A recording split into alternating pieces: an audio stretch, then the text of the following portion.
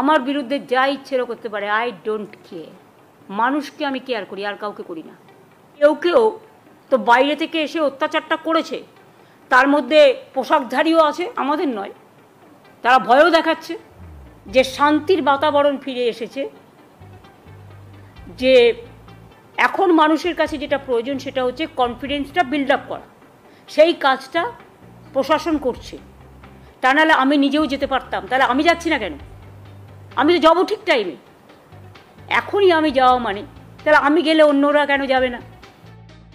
একটা বিষয় পরিষ্কার হয়ে গিয়েছে, এই মুহূর্তে রাজ্যের পরিস্থিতি খুব একটা ভালো নেই বলা যায়। কারণ রাজ্যের সাধারণ মানুষ ভালো নেই। সাধারণ মানুষ ভালো না থাকলে রাজ্যটা ভালো থাকে কি করে বলুন তো?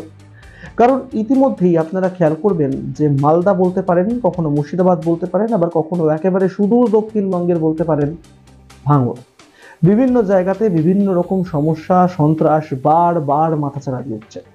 আর এই সমস্ত কিছু বিষয়ের মধ্যেই আবার একটা বিষয় পরিষ্কার হয়ে উঠছে যে মানুষের রাগ এমন জায়গায় গিয়ে পৌঁছচ্ছে সেটা সরকারের বিরোধিতা হয়ে যাচ্ছে। কারণ নেপথ্যে কোন রাজনৈতিক দল সেখানে গিয়ে কিছু বার্তা দিচ্ছে, আবার সেই রাজনৈতিক দলের বিরোধিতা করতে গিয়ে রাজ্যের শাসক দল তৃণমূল কংগ্রেস আবার রীতিমতন সমস্যায় পড়ছে, এবং তার জন্য যে ভবিষ্যতে ভোট বাক্সে অনেকটা হ্যাম্পার হতে পারে সেটাও বোধহয় কার্যত একটু ভয়ের দিকেই রয়েছে শাসক শিবিরের জন্য। হতে পারে, কারণ ইতিমধ্যেই শান্তির বার্তা দিয়েছেন মমতা বন্দ্যোপাধ্যায়। জানিয়ে রাখি আপনাদেরকে, শান্তির বার্তা তিনি দিয়েছেন, কিন্তু এই পোস্টটা করেছেন আবার দেখা গিয়েছে কুণাল ঘোষের তরফে। কুণাল ঘোষ রাজ্যের মুখ্যমন্ত্রী মমতা বন্দ্যোপাধ্যায়ের লেটার হেডের সেই সকল লেটার পেজের ছবিগুলো ছেড়েছেন সমাজ মাধ্যমে, যেখানে পরিষ্কার করে উল্লেখ করা হয়েছে একেবারে প্রথম প্যারাগ্রাফেই বিজেপির কথা, বিজেপির সঙ্গে আরএসএস এর প্রসঙ্গ, এবং বিজেপি এবং তার সঙ্গীরা আরএসএসও বলা যায় তারা নাকি আক্রমণাত্মক হয়ে উঠেছে। সত্য। এমনিতেই এই মুহূর্তে আবেদন করেছিলেন রাজ্যের মুখ্যমন্ত্রী রাজ্যের রাজ্যপাল সিভি আনন্দ বোসকে যে তিনি যেন এখন না যান, কিন্তু তিনি গিয়েছেন। তিনি মালদায় গিয়েছেন, তিনি মুর্শিদাবাদে গিয়েছেন, এবং মুর্শিদাবাদে গিয়ে তাকে দেখার পর রীতিমতন মানুষের ঢল নেমেছে রাস্তায়। মানুষ যেন সামনে কাউকে পেয়েছেন যাকে সমস্যার কথা বলা যায়, যাকে সমস্যার কথা বললে সমাধান পাওয়া যায়। বিএসএফ এর অস্থায়ী ক্যাম্প নয়, বিএসএফ এর স্থায়ী ক্যাম্প তৈরি হোক, শান্তি ফিরুক, এই বার্তাটাই দিতে চেয়েছেন সাধারণ মানুষ। এই আর্জি জানিয়েছেন, আর সেই আর্জি একেবারে সময়ে সময়ই রাজ্যের মুখ্যমন্ত্রীর তরফেও শান্তির বার্তা পাওয়া যাচ্ছে তার লেটার হেডেই। বিভিন্ন বিষয় আপনাদের সামনে নোট করে নিয়ে এসেছি, এবং তার মধ্যে প্রথম যেটা আপনাদের সামনে উল্লেখযোগ্য যেটা বললাম তা হলো বিজেপি এবং তাদের কিছু সঙ্গীরা, পাশাপাশি আরএসএস এরও মদত রয়েছে, পরিষ্কার উল্লেখ করেছেন মমতা বন্দ্যোপাধ্যায়। এখানেই শেষ নয়, এরপরে তিনি লিখছেন যে সাম্প্রদায়িক দাঙ্গার বিরুদ্ধে একে অপরকে একসঙ্গে চলার বার্তা দিচ্ছেন। অর্থাৎ দাঙ্গা লাগানোর চেষ্টা হচ্ছে কি, এটাই কি মিন করতে চাইছেন তিনি?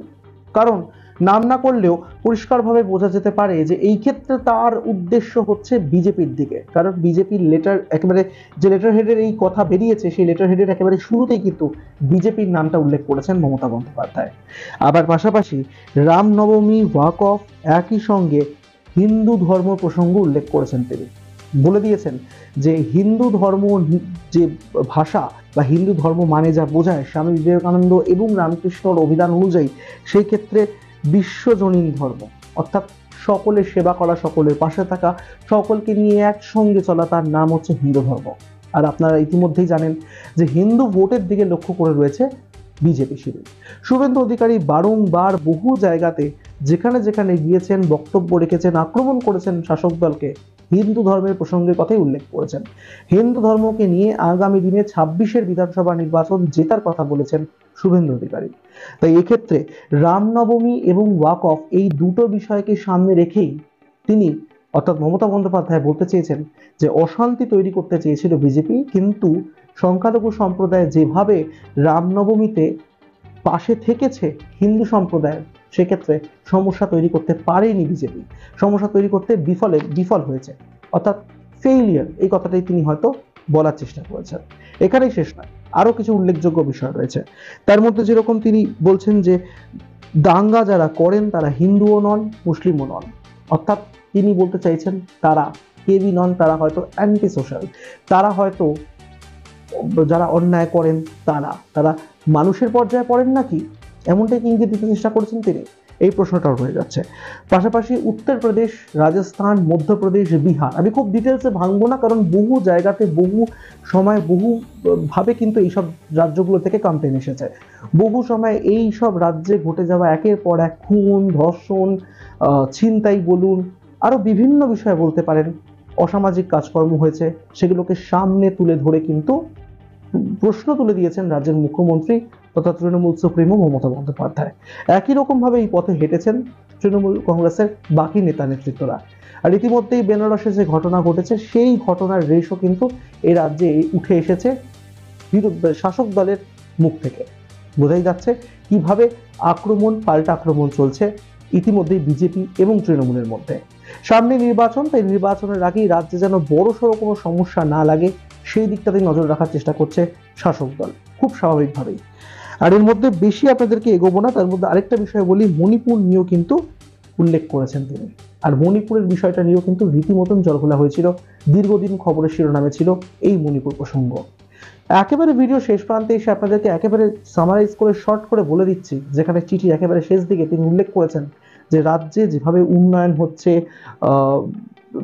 সাফল্য আসছে, সম্প্রীতি উঠে আসছে, সম্প্রীতির ছবি দেখা যাচ্ছে, সেটা কোথাও গিয়ে হয়তো সহ্য হচ্ছে না কারো। তাই জন্যই এইভাবে ক্ষমতা দখল করা, এইভাবে অশান্তি তৈরি করার চেষ্টা করছে। বোঝাই যাচ্ছে যে তার নিশানায় বিজেপি রয়েছে। আর এই নিয়ে শুভেন্দু অধিকারীও একাধিক সময় একাধিকবার বিভিন্ন মতামত দিয়েছেন শাসক দলের বিরুদ্ধে। যতদিন এগোচ্ছে, এই যে বললাম ভিডিও শুরুতেই, মালদা, মুর্শিদাবাদ এইসব প্রসঙ্গগুলো যেরকম উঠে আসে, ঠিক তেমনভাবেই ভাঙড়ের ইস্যু, সরকারি সম্পত্তি নষ্ট, সাধারণ মানুষের প্রাণ যাওয়া সব থেকে নিন্দার বিষয়। এবং এই সকল বিষয়গুলোকে নিয়ে আগামী দিনে রাজ্যের প্রেক্ষাপটটি কি হতে চলেছে এবং মুখ্যমন্ত্রী মমতা বন্দ্যোপাধ্যায়ের শান্তির বার্তা, তার যে উত্তর, তার যে পাল্টা অ্যান্সার, সেটা বিরোধীরা ঠিক কিভাবে দেবে সেই দিকেও নজর রাখতে হবে আমাদের। এই ভিডিও আপনাদের কেমন লাগলো কমেন্ট করে আমাদেরকে অবশ্যই জানাতে ভুলবেন না। ভিডিওটি লাইক করবেন, শেয়ার করবেন বাকিদের সঙ্গে, আর অবশ্যই সাবস্ক্রাইব করতে ভুলবেন না আমাদের ইউটিউব চ্যানেল এক ঝলকে মিডিয়া।